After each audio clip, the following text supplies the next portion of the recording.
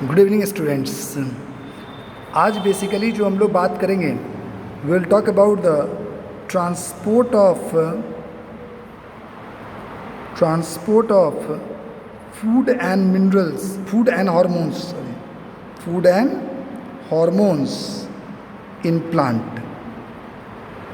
इससे पहले वाला जो वीडियो था उसमें मैंने आपको बताया था कि किस तरीके से वाटर और मिनरल जो होता है वो एक जगह से दूसरी जगह ट्रांसपोर्ट होता है और उसके लिए एक कॉम्प्लेक्स टिश्यू रिस्पॉन्सिबल होता है जिसे हम कहते हैं जाइलम।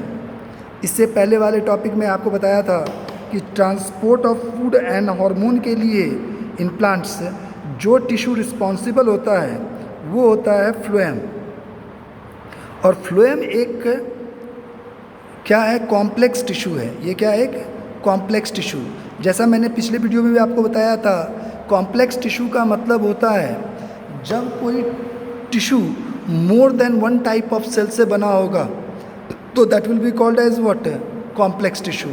तो यहाँ पे जो फ्लोएम है वो आपका companion cells, sieve tubes, phloem parenchyma, इस तरह के बहुत सारे कंपोनेंट्स और सेल्स से बना होता है।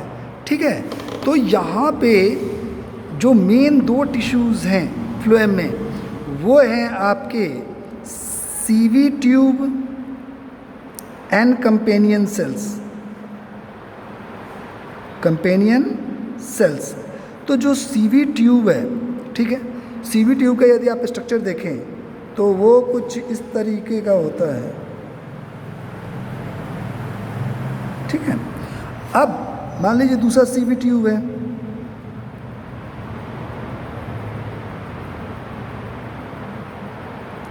अब ये दोनों आपस में एक दूसरे से फ्यूज जब करेंगे, ये दोनों फ्यूज किए तो इसमें मान लीजिए जब यहाँ पे मैं फ्यूज करवा रहा हूँ,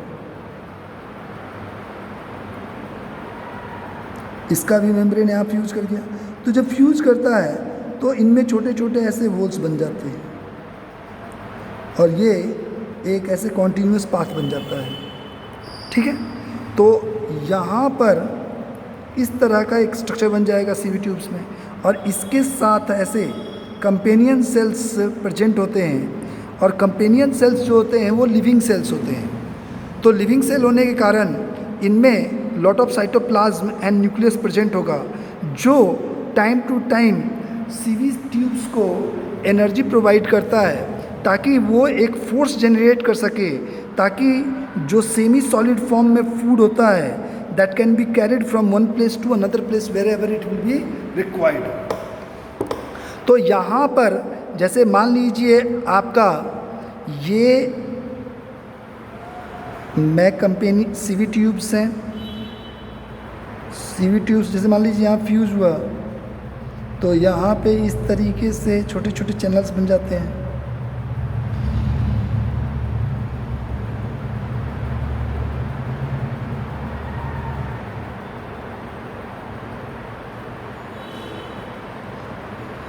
ऐसे छोटे छोटे चैनल्स बन जाते हैं तो इन्हें हम कहते हैं सीवी प्लेट्स। इन्हें क्या कहते हैं? CV plate. ठीक है, और ये आपका सीवी ट्यूब है ही, दिस इज सीवी ट्यूब और इसके साइड में इस तरीके से कंपेनियन सेल्स प्रेजेंट होते हैं जिनके अंदर एक प्रोमिनेंट न्यूक्लियस होता है and lot of cytoplasm is present. तो दिस इज कंपेनियन सेल्स। किसी भी सेल के अंदर यदि साइटोप्लाज्म है तो इसका सीधा सा मतलब है कि वो सेल लिविंग सेल है। अब यहाँ पे क्या होता है, जैसे मान लीजिए ये सेमी सॉलिड फॉर्म फूड यहाँ पे आया तो यहाँ पे जैसे ही आता है आने के बाद क्या होगा, इन छोटे छोटे पैसेज से वो गुजरेगा तो एरिया छोटा है तो प्रेशर ज़्यादा हो जाएगा और साथ में ये एनर्जी भी प्रोवाइड कर रहा है कंपेनियन सेल्स से। तो इस कारण से ये प्रेशर के कारण इस तरीके से मूव करेगा और जैसे जैसे ये प्रेशर रिलीज होता चला जाएगा ये स्कैटर्ड होने लगेगा। ये क्या होगा? ये स्कैटर्ड होना चला गया और ये इस तरीके से स्कैटर्ड हो जाएगा। फिर जैसे ही यहाँ पर पहुँचेगा फिर ये जो छोटे छोटे पैसेजेस हैं that will be providing a place और providing a pressure so that the food can be move in the forward direction. ठीक है, तो ये फूड जो है यहाँ पे क्या है, ये फूड है in semi solid form, in semi solid form. तो ये सेमी सॉलिड फॉर्म में होता है और ये फूड इस तरीके से मूव करता है और आगे की तरफ मूव करता है। तो जहाँ पे भी ज़रूरत होगा वो वहाँ पे ट्रांसफ़र हो जाएगा। अब जो फूड होता है, जैसे वाटर और मिनरल्स थे, तो वाटर और मिनरल्स हमेशा सॉइल से टिप पे जाता है, यूनिडायरेक्शनल होता है। लेकिन जो फूड है, फूड बाई डायरेक्शनल और नॉन डायरेक्शनल होते हैं। जिधर भी ज़रूरत होगी वो उस तरफ मूव कर जाएगा, चाहे वो नीचे हो, ऊपर हो या साइड में हो, कहीं पे भी जहाँ पे भी ज़रूरत होगी वो उस साइड मूव कर जाएगा ताकि वहाँ पर फूड को पहुँचाया जा सके। और जैसे ही फूड वहाँ पहुँचेगा, पहुँचने के बाद वो उस रिक्वायरमेंट को फुलफ़िल करेगा। ठीक है, तो ये चीज़ें होती हैं आपके transport in food and hormone. ठीक है, तो इस तरीके से कुछ ट्रांसपोर्ट होता है फूड एंड हार्मोन का। एक बात और आपको मैं बता दूं यहाँ पे आपकी जानकारी के लिए कि जो फूड होता है, तो आपको मालूम है कि फूड लीव्स में बनते हैं by the process of photosynthesis, और जो हार्मोन्स होते हैं वो प्लांट के डिफरेंट पार्ट्स में फॉर्म होते हैं एंड ये इसके साथ मिक्स होकर एक सेमी सॉलिड फॉर्म डेवलप करता है। और जब ये सेमी सॉलिड फॉर्म डेवलप करेगा तो इससे क्या होगा, ये मूवमेंट जो होगा इसका, ये काफ़ी आसान हो जाएगा। तो ये इस तरीके से मूव करता है। ठीक है, तो इस तरीके से जाकर transport of water and minerals होता है। ठीक है, ये आपको समझ में आ रहा होगा किस तरीके से ट्रांसपोर्ट हुआ वाटर, फूड एंड हॉर्मोन्स का प्लांट के अंदर। So this is all about the transport of material in plants. Now we move toward the transport in human. Next we talk about what? Transport in human. ये काफ़ी important है, न केवल 10th class के लिए, आगे भी जो कॉम्पिटिटिव एग्ज़ाम्स देंगे आप, उसमें इससे क्वेश्चन काफ़ी पूछे जाते हैं। अब जैसे देखिए ह्यूमन है, तो ह्यूमन बीइंग एक काफ़ी डेवलप्ड ऑर्गेनिज्म है, हाईली डेवलप्ड ऑर्गेनिज्म है। तो इसके अंदर ट्रांसपोर्ट के लिए एक स्पेशल सिस्टम रिस्पॉन्सिबल होता है और उस सिस्टम को हम कहते हैं सर्कुलेटरी सिस्टम। उस सिस्टम को हम क्या कहते हैं? Circulatory system. तो circulatory system is responsible for the transport of material from one part of the body to another part in the human beings और नॉट। अब जब मैंने कहा कि एक सिस्टम है तो इसमें बहुत सारे कंपोनेंट्स इन्वॉल्व होंगे, तो इसके 3 कंपोनेंट्स हैं। इसके कितने कंपोनेंट्स हैं? 3 कंपोनेंट्स हैं। एक तो ब्लड हो गया, ट्रांसपोर्टिंग मीडियम, और सर्कुलेटिंग मीडियम जिसे कहते हैं आप, सर्कुलेटिंग मीडियम। तो सर्कुलेटिंग मीडियम 2 होता है, ब्लड एंड लिम्फ। जो मेन सर्कुलेटिंग मीडियम है वो है ब्लड हमारे बॉडी के अंदर। जो दूसरा है, तो ये ब्लड कहीं ना कहीं मूव करेगा, तो जिस पाथ में ये मूव करता है उस पैसेज को हम कहते हैं ब्लड वेसल्स। ठीक है, और तीसरा जो कंपोनेंट है वो है हार्ट। हार्ट बेसिकली एक पंपिंग ऑर्गन है हमारे बॉडी में। हार्ट क्या है? एक पंपिंग ऑर्गन है।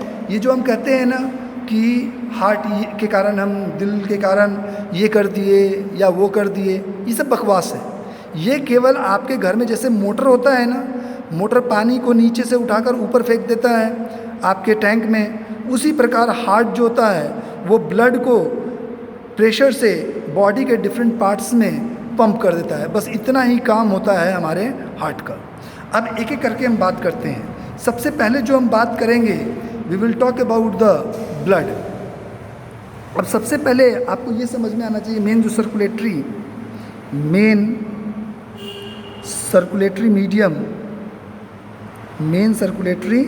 मीडियम जो है हमारे बॉडी के अंदर, वो है ब्लड। मेन सर्कुलेटरी मीडियम क्या है? ब्लड। अब यदि हम ब्लड के कंपोजिशन को देखें तो ब्लड जो होता है वो एक सेमी सॉलिड फॉर्म में होता है, ठीक है। विस्कस फ्लूइड है ये क्या है कि विस्कस फ्लूइड। विस्कस कहने का मतलब क्या होता है पहले समझिए। जैसे मान लीजिए पानी है, तो पानी एक फ्लूइड है, उसमें थोड़ा सा आटा आप डाल दीजिए तो वो गाढ़ा सा हो जाएगा, तो हम उसे कहते हैं विस्कस फ्लूइड। वैसा ही कुछ टेक्सचर होता है ब्लड का, वैसा ही कुछ टेक्सचर कैसा होता है ब्लड का। अब ब्लड के अंदर यदि हम देखें तो ब्लड के अंदर जो आपका लिक्विड पार्ट है वो 60 to 65%, या मान लो ऐसे 60% हम कहते हैं।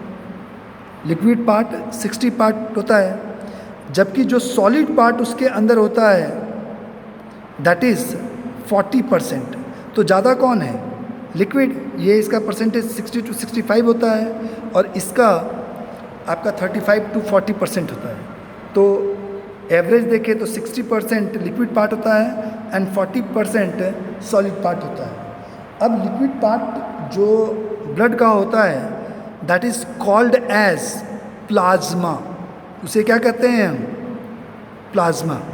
The liquid part of the blood is called as plasma.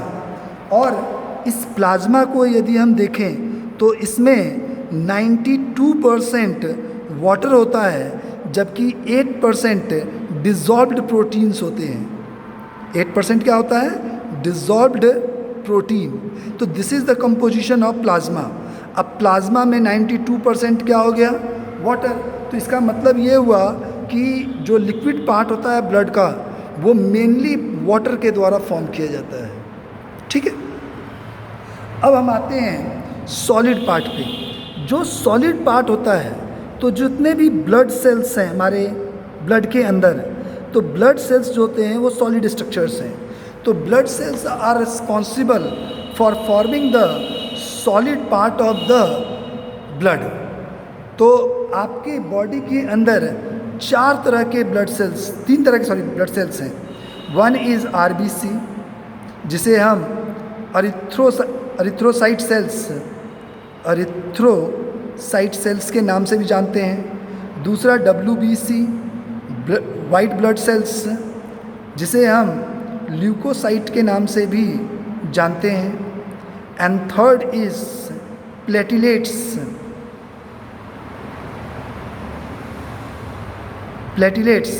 और ये जो प्लेटिलेट्स होते हैं इन्हें हम थ्रोम्बोसाइट्स कहते हैं। थ्रोम्बोसाइट, ठीक है।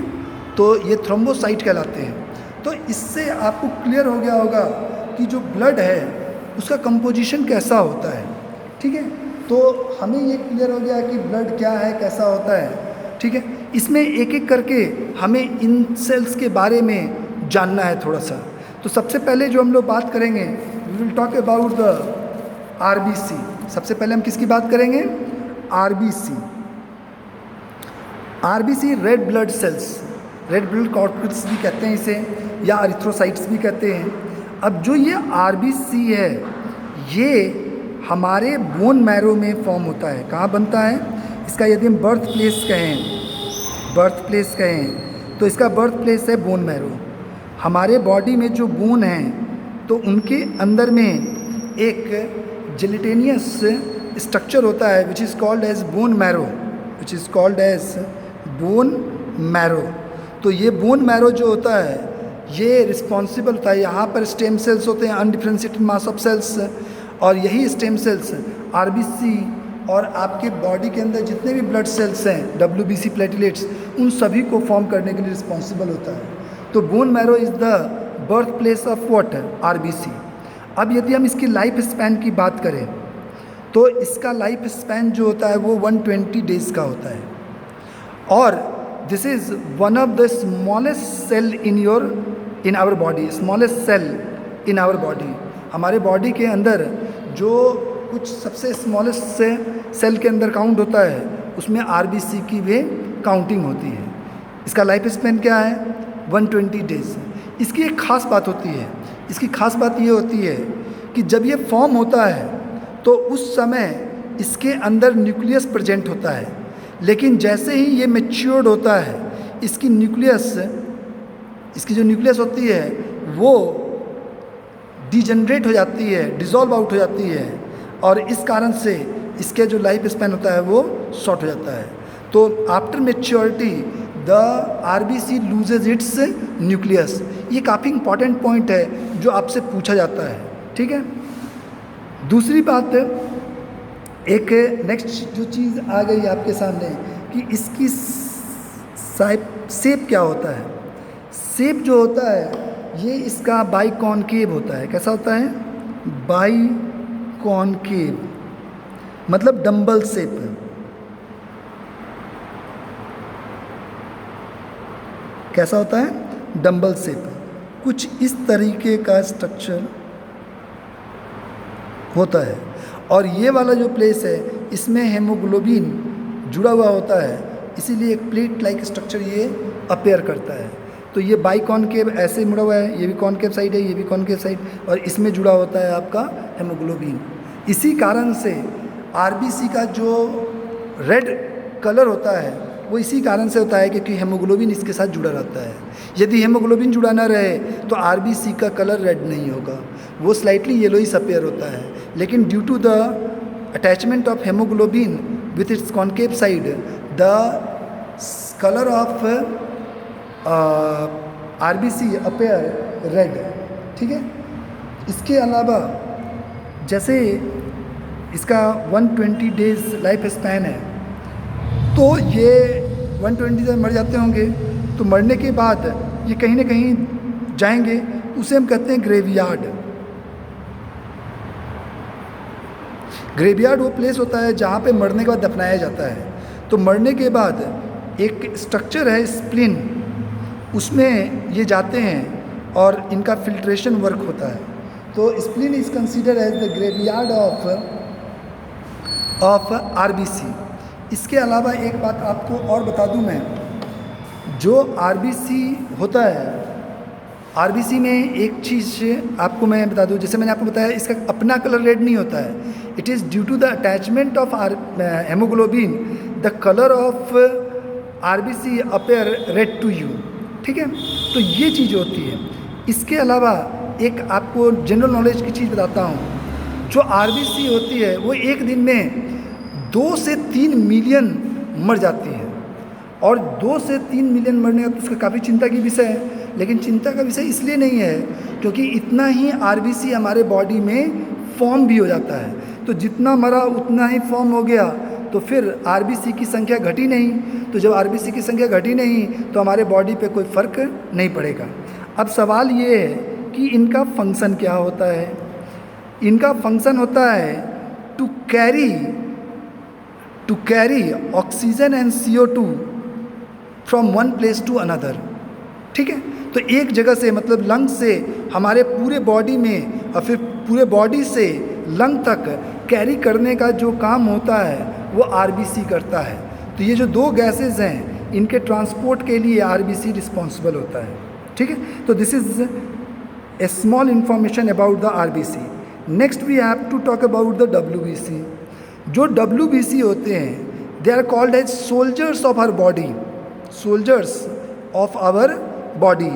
अब सवाल ये होता है कि इसे हम सोल्जर ऑफ आवर बॉडी क्यों कहते हैं। जैसे सोल्जर्स जो होते हैं वो हमारे प्रोटेक्शन करते हैं एनिमीज से जो बॉर्डर पे होते हैं। जैसे ही कोई बॉर्डर से अंदर हमारे बॉर्डर के अंदर एंटर करना चाहता है तो ये हमारे जो सोल्जर्स होते हैं वो उन्हें फायर करके किल कर देते हैं। उसी तरीके से ये डब्ल्यूबीसी हमारे बॉडी के सोल्जर्स होते हैं। जब कोई जर्म्स हमारे बॉडी के अंदर एंटर करने की कोशिश करता है तो ये जो डब्ल्यूबीसी हैं ये उनके ऊपर अटैक करता है और अटैक करके उनको किल कर देता है। तो इस तरीके से कुछ डब्ल्यूबीसी फाइट करता है और इसकी संख्या आरबीसी की संख्या से काफ़ी कम होती है, ठीक है। और इसका भी जो फॉर्मेशन होता है वो बोन मैरो से होता है, ठीक है। एक आरबीसी में एक और चीज़ बता दूं, जब बेबी मदर्स बॉडी में होता है तो उस समय बोन मैरो के अलावा लीवर भी वो ऑर्गन होता है जहाँ पे आरबीसी का फॉर्मेशन हो रहा होता है। लेकिन एक बार बेबी बर्थ हो गया तो फिर उसके बाद इनिशियल स्टेज को छोड़ दे तो उसके बाद उसका फॉर्मेशन केवल बोन मैरो में ही होगा, ठीक है। और लास्ट बचा आपका प्लेटिलेट्स। तो प्लेटिलेट्स जो होते हैं, this is basically responsible for clotting. This is responsible for what?